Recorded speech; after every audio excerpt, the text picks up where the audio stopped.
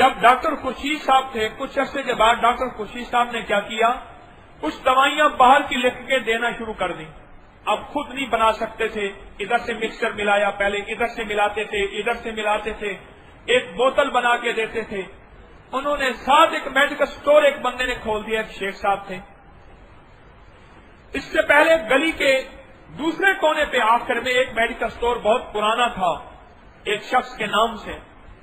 اس نے جب دیکھا کہ وہ نسخہ جو میرے پاس آتا تھا پہلے، پرچی، وہ ڈاکٹر صاحب والی پرچی جو میرے پاس آتی تھی، اب گاہک کو قریب دکان مل گئی ہے.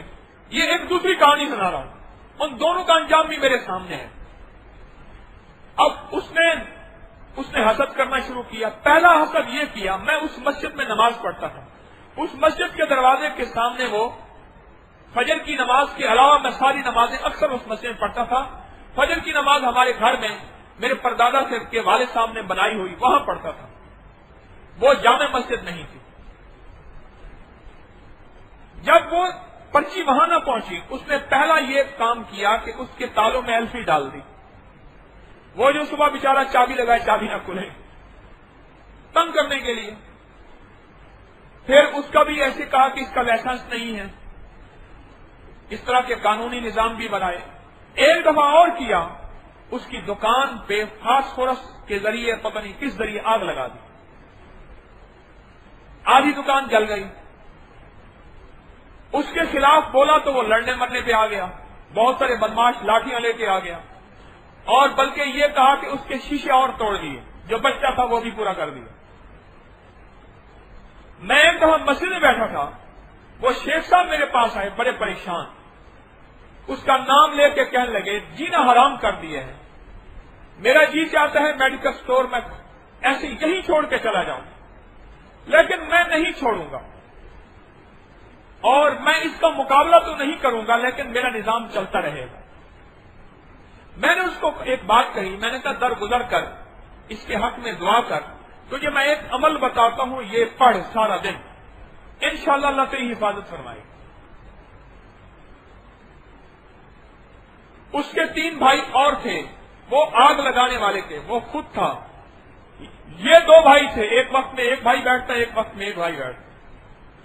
اللہ کا نظام چلتا رہا، اس کا حسد بڑھتا رہا، اس کی برداشت بڑھتی رہی، اس کا حسد بڑھتا رہا، اس کی برداشت بڑھتی رہی، اور یہ درگزر کرتا رہا کرتا رہا کرتا رہا.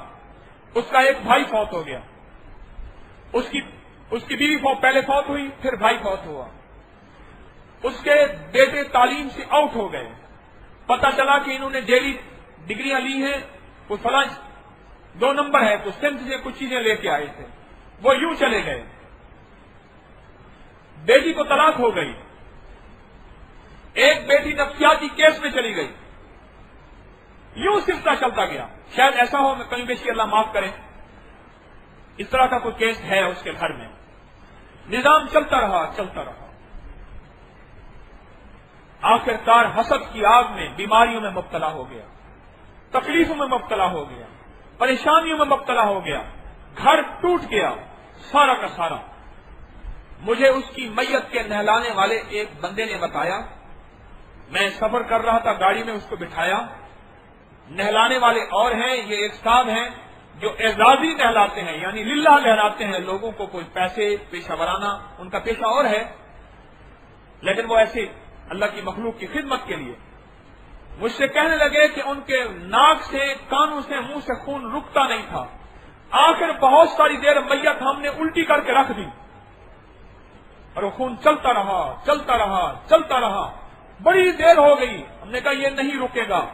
روئی ٹھونسی، یہ کیا، بہت کوششیں کی، اور اس کے علاوہ اس کے چہرے کی کیفیت، اس کے جسم کی کیفیت، حسد سے گھر جل گیا، خود جل گیا.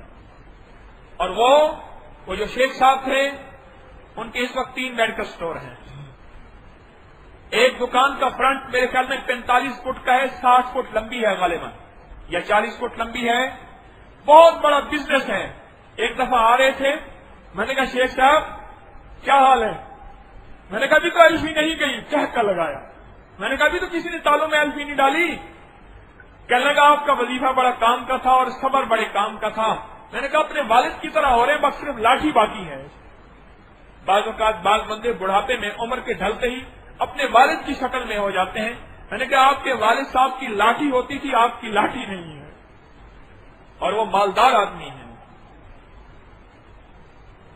ہم خیال کریں، میں بھی آپ بھی اپنی زندگی کے انداز سنوار رہے، اپنی زندگی کی گاڑی کھینچ رہے، یہ چیز اندر سے ایسے پیدا ہو جاتی ہے، ورنہ ہم معاشرے کے پرامن شہری